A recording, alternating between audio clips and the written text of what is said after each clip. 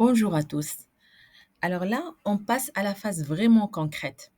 Jusqu'à présent, on a vu le contenu de la norme ISO 45001 et ses exigences chapitre par chapitre.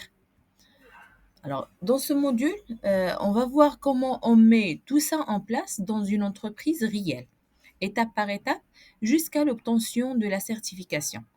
On va parler de méthodologie d'audit et surtout de ce que recherchent les auditeurs. Alors, mettre en œuvre ISO 45001, ce n'est pas simplement écrire des procédures. C'est un projet complet avec des personnes, des délais, des ressources et parfois des résistances. Alors, sans organisation, on risque de s'éparpiller. C'est pour ça qu'il faut structurer la démarche, poser un cadre et avancer par étapes claires en impliquant dès le départ la direction et les équipes. Alors voilà une feuille de route classique pour réussir l'implémentation. On commence toujours par un diagnostic initial. Ça nous permet de voir où on est et quels sont les écarts avec la norme. Ensuite, il faut que la direction s'implique clairement. C'est elle qui fixe le cap, design un pilote et donne les moyens. Alors puis, on passe à la planification. Qu'est-ce qu'on va faire? Avec qui? En combien de temps? Ensuite, on déploie le système. On crée la documentation, on forme, on communique. Et voilà, mais ce n'est pas fini.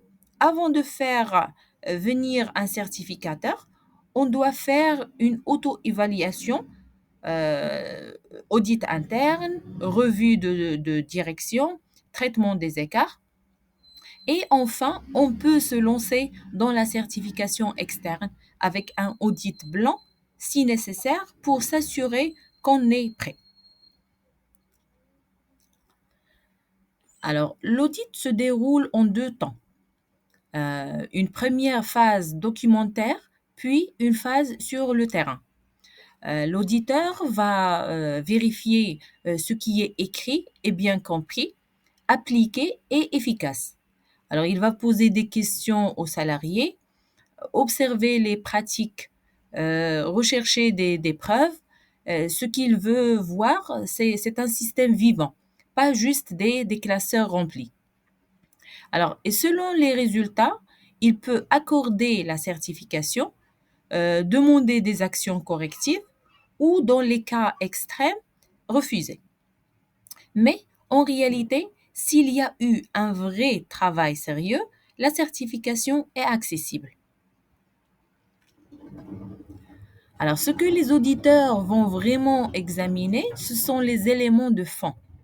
Est-ce que la direction est impliquée ou seulement représentée sur les papiers? Est-ce que les indicateurs de performance sont suivis et compris? Est-ce que les risques sont bien identifiés, gérés et revus? Est-ce que la documentation est maîtrisée?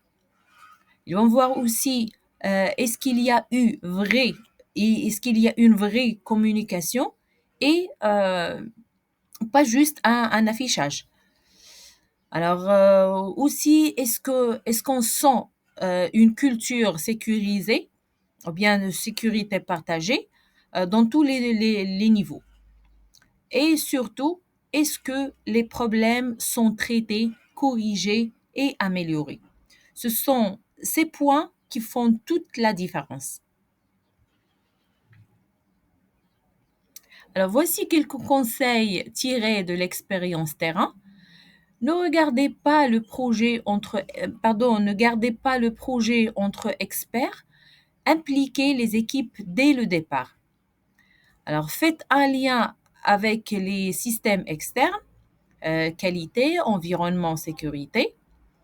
Faites simple et efficace. Ce n'est pas le nombre de documents qui compte, mais leur pertinence. Anticipez les questions des auditeurs. Préparez vos collaborateurs à parler de ce qu'ils font. Et surtout, considérez l'audit comme un moment d'échange, pas comme un piège. Donc, voilà, pour résumer, mettre en œuvre ISO 45001, c'est un vrai projet de transformation interne. Ce n'est pas juste une affaire de conformité, c'est une opportunité pour structurer, responsabiliser et améliorer. Et la certification. Alors, c'est la reconnaissance du travail accompli, mais ce n'est pas la fin. C'est le début d'un système qui vit, qui s'adapte et qui s'améliore. Voilà, merci à tous pour votre attention. On se retrouve dans le prochain module où on va prolonger dans ces cas concrets et des ateliers pratiques pour voir comment tout ce qu'on a vu peut s'impliquer dans la vraie vie d'entreprise. À bientôt.